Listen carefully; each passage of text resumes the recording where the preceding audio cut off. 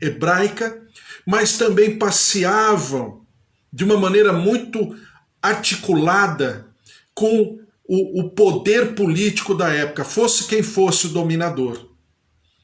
Então os saduceus começaram ao quê? Com o tempo, se acostumarem com vamos dizer, com seu poderio político-econômico.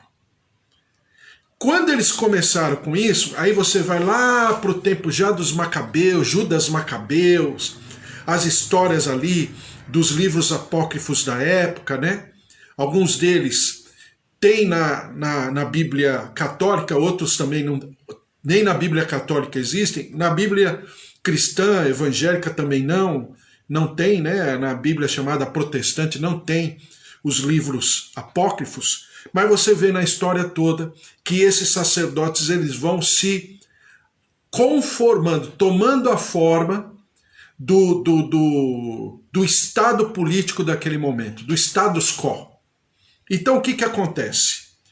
Eles vão aos poucos questionando a questão da ressurreição. Por quê? Porque os saduceus tomaram como base de apoio teológico para eles apenas a Torá. A Torá naquele momento eram apenas os 5 livros de Moisés, do Gênesis até o livro de Deuteronômio, né? Gênesis, Êxodo, Levíticos, Números e Deuteronômio, os 5 livros. Mais alguns livros, né, do Talmud, dos comentários, das interpretações rabínicas, alguns deles, e mais a Mishnah, como eles chamam. Mas tudo isso eles não consideravam, eles só consideravam exatamente os 5 livros do Pentateuco. Então, para considerar os 5 livros do Pentateuco, a questão da ressurreição não estava de fácil interpretação. Não é que Deus não havia falado de ressurreição, não é isso.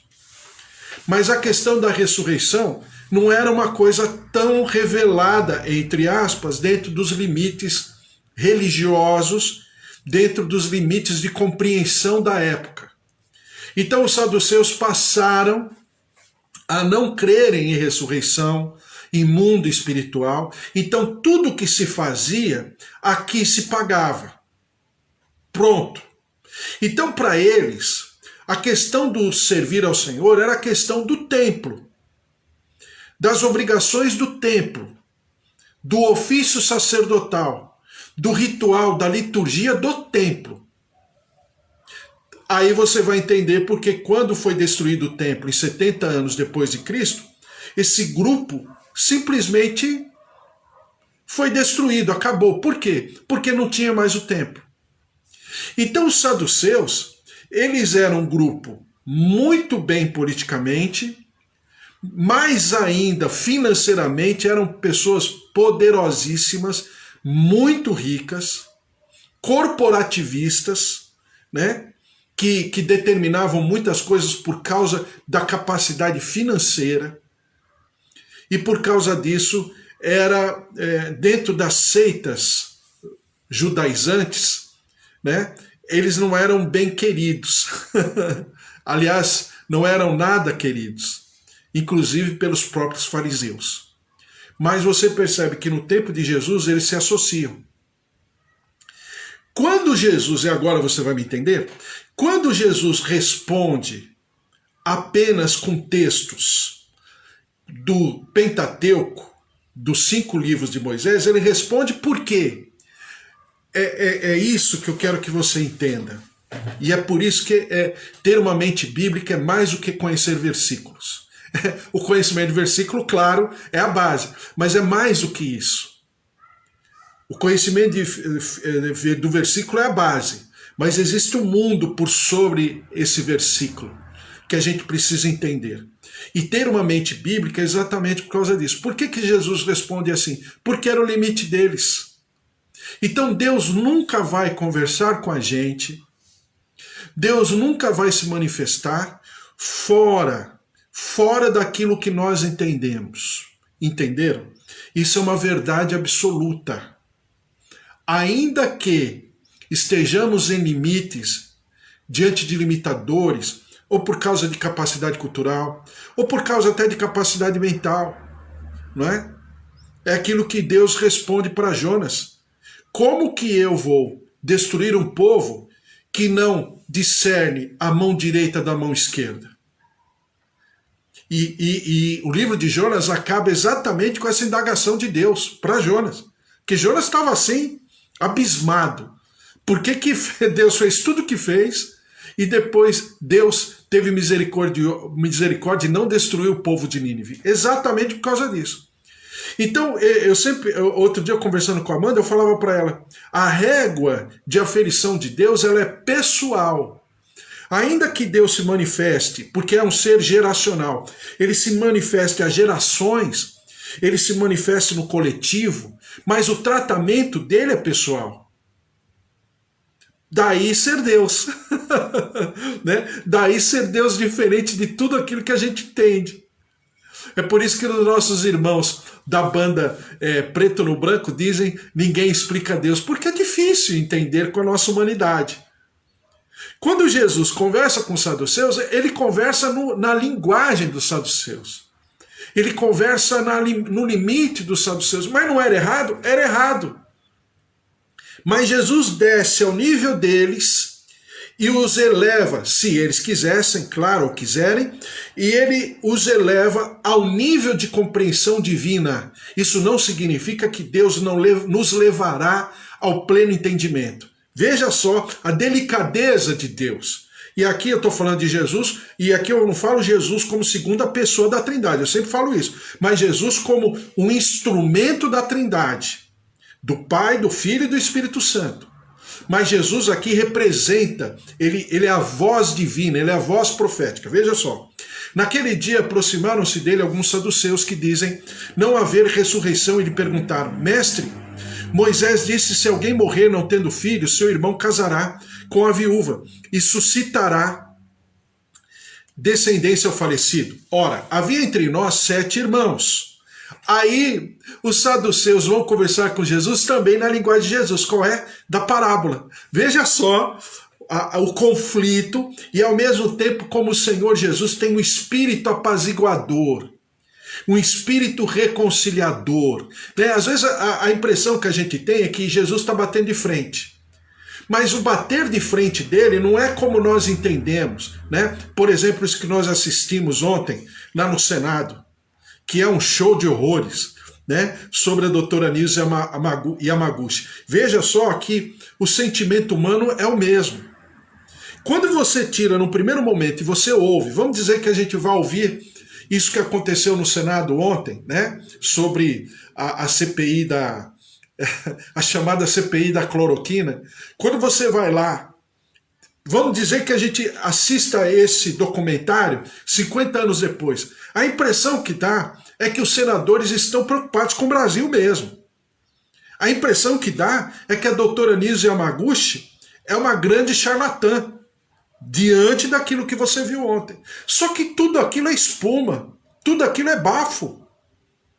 Como uma médica, doutora, cientista, renomada mundialmente, com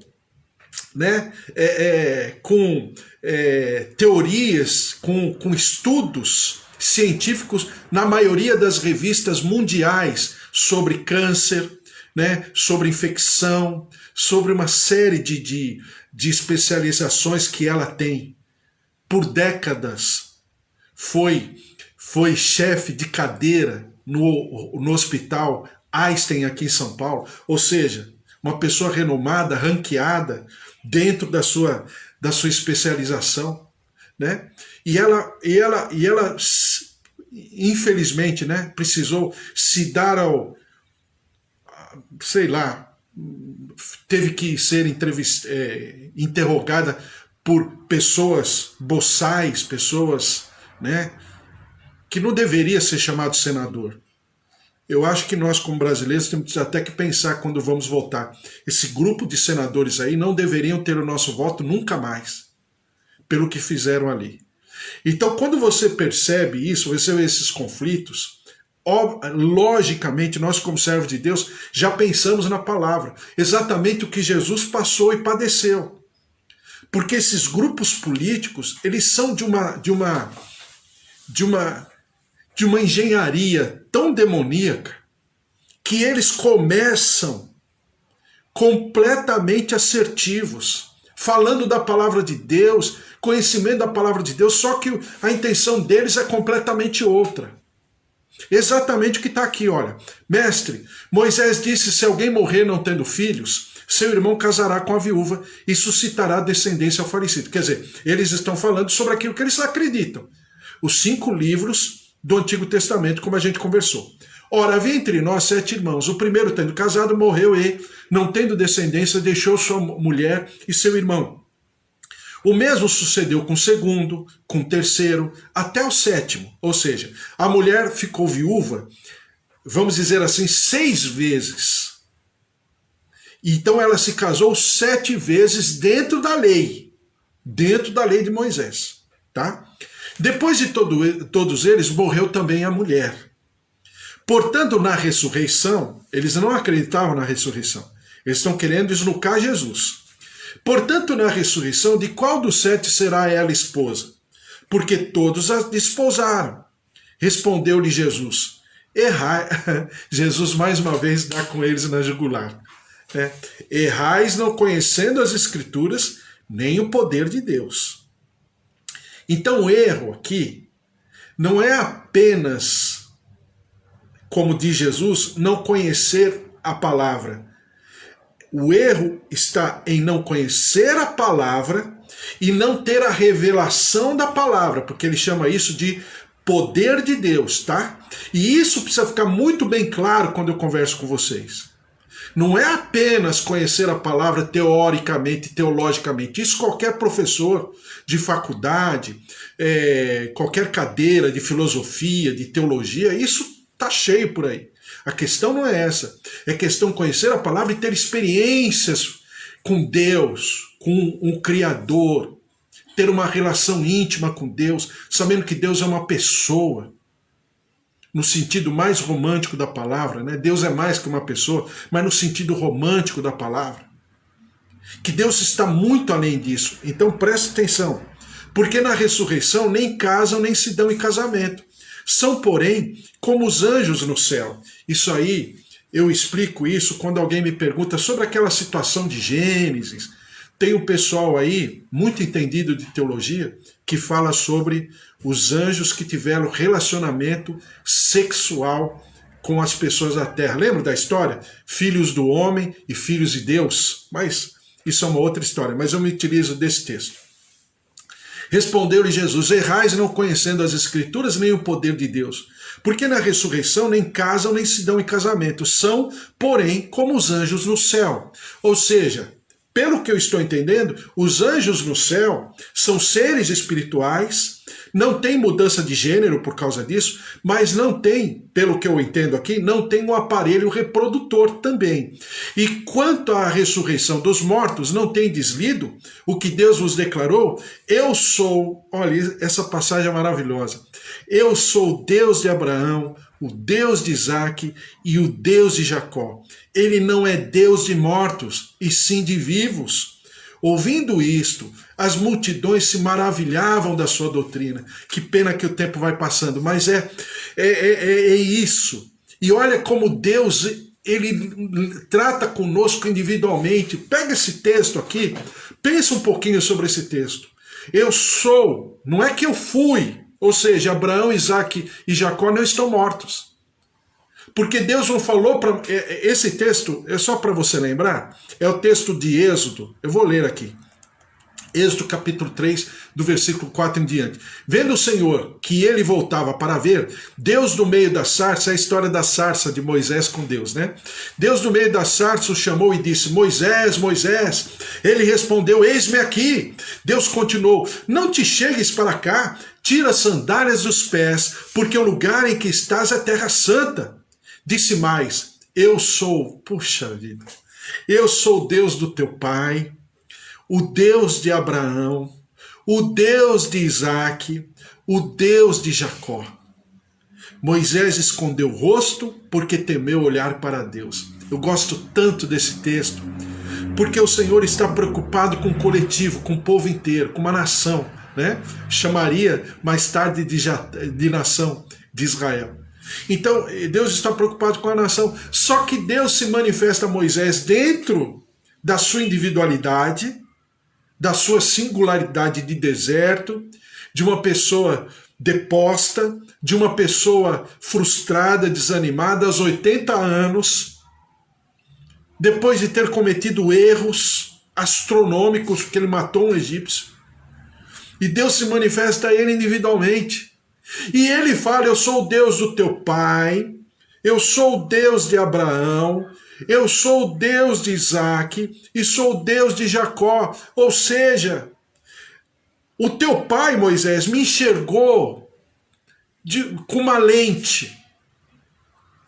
Abraão me enxergou com uma outra lente. Isaac me enxergou com uma terceira lente. E Jacó me enxergou com uma quarta lente, significando o quê? Que Deus se manifestou individualmente.